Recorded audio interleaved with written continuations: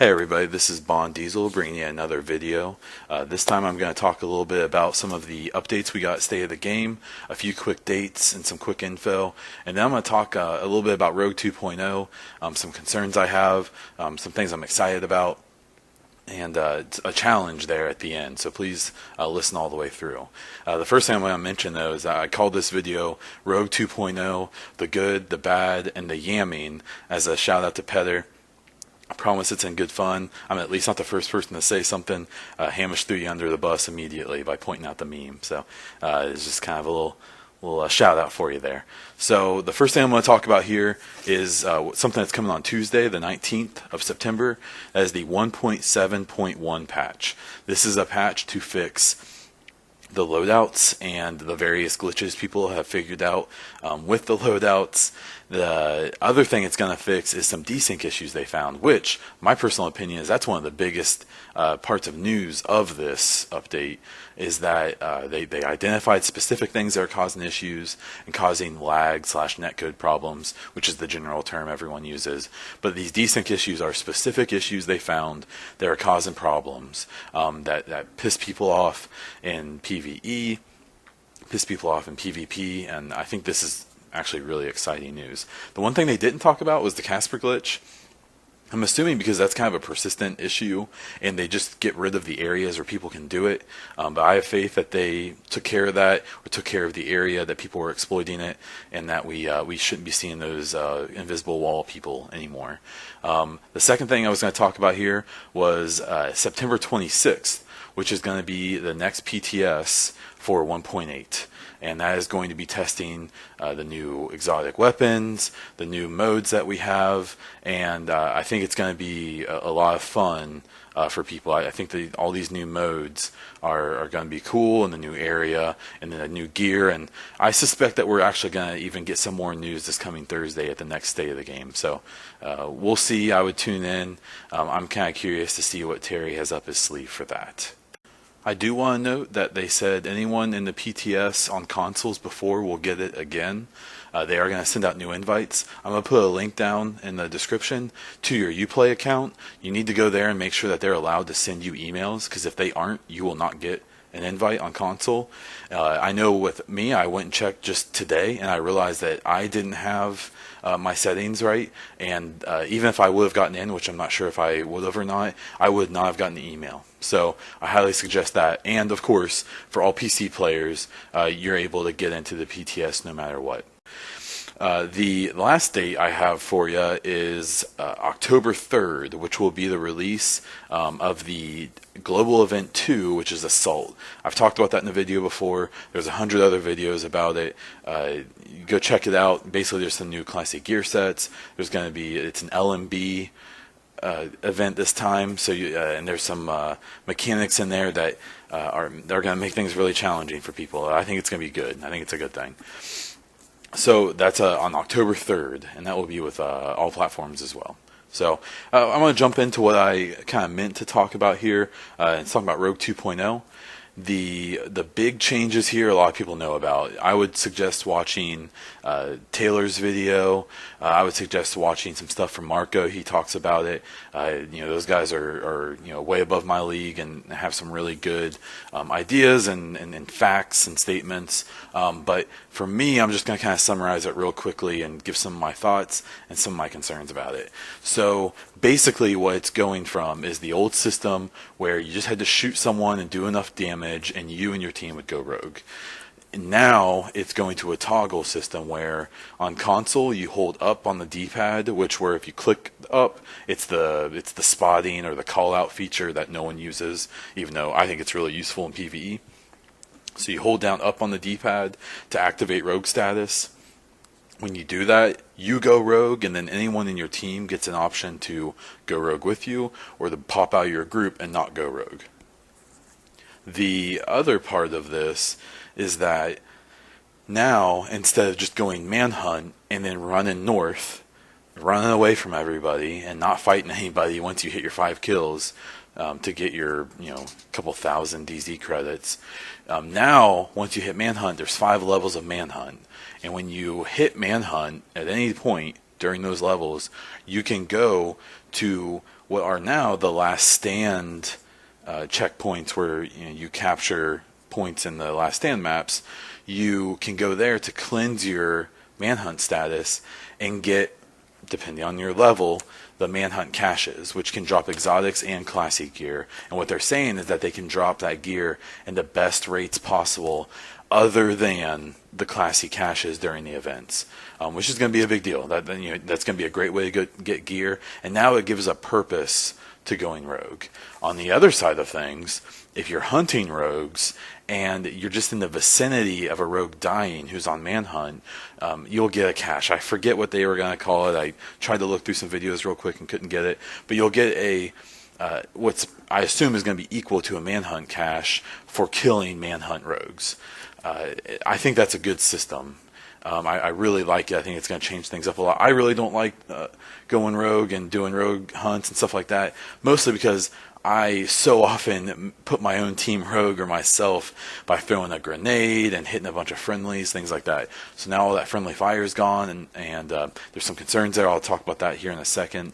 But I really think this is going to encourage a lot of people who don't like the Dark Zone and don't like rogue and don't like rogue hunting, because there was always just kind of like there's a pointless nature to it almost, where there was no goal. Now there's a goal. There's even an objective for when you're hunting the rogues. It'll tell you where they are. It will give you a heads up that there's a group of manhunt, and now they're trying to go and cleanse their manhunt and get all these rewards. Where now if you go kill them, you're going to get the rewards.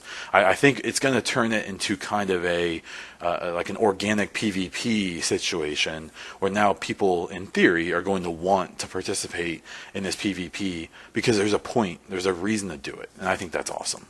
So there's some more details about everything. I'd really suggest you watch the State of the Game or check out some of the other resources, because they all probably say it a little more clearly than I do. So what I'm going to jump right into now is some of the concerns I have, and I'm going to finish up with a challenge or a project for everybody.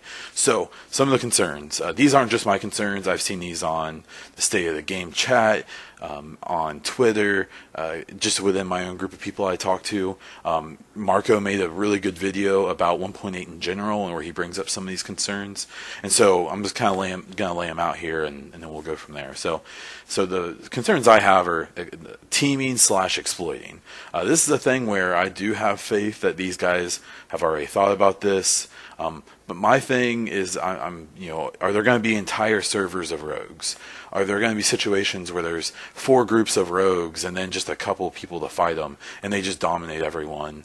And I guess I'm curious to see the PTS and to see how this is really going to work out when it goes live, and when normal people are going to use it. And we've all played this game enough to know that, sure, there's going to be a lot of people, there's going to be a majority of people who are just going to play this the way it's meant to be played and have fun with it, but then there's going to be a whole bunch of people who are going to do everything they can do to exploit it.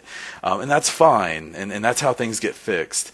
But there's a difference between people who try to exploit it to make the game better, and people who try to exploit it to ruin the experience for everyone else. So I'm really hoping during the PTS, we can test some things, which is something I'll talk about here in a moment, and make sure that this system works the way it's intended to.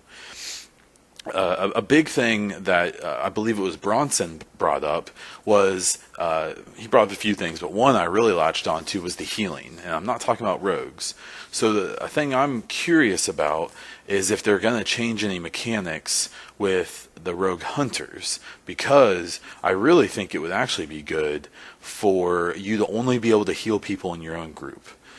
Because right now, say you have a group of 4 manhunt rogues that are fighting for their lives, trying to get their caches, and you've got 7 or 8 people chasing them, and they're all either teams like one, like maybe there's a couple groups of 2, or maybe they're all individuals. Well, if one of those rogue hunters drops a heal on the ground, all 8 of them can run through it and have full overheals, and in theory just dominate the rogues.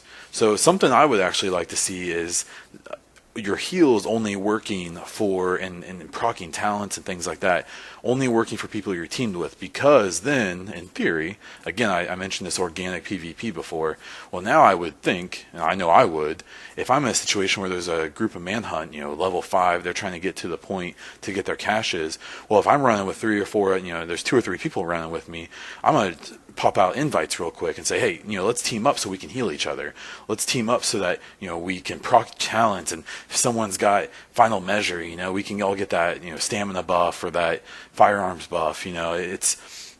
I would really like to see people that have to team up to be able to get the benefit of the heals and things like that, because right now I think that's going to be a bummer for rogues if 10 people chase them can all pop down one big fat heal from a good electronics player, and all of them get full over heals and just be able to rush in and hammer whoever is rogue. So that was I believe that was Bronson who brought that up, and I really like that point, and I'd like to maybe see some kind of system for that.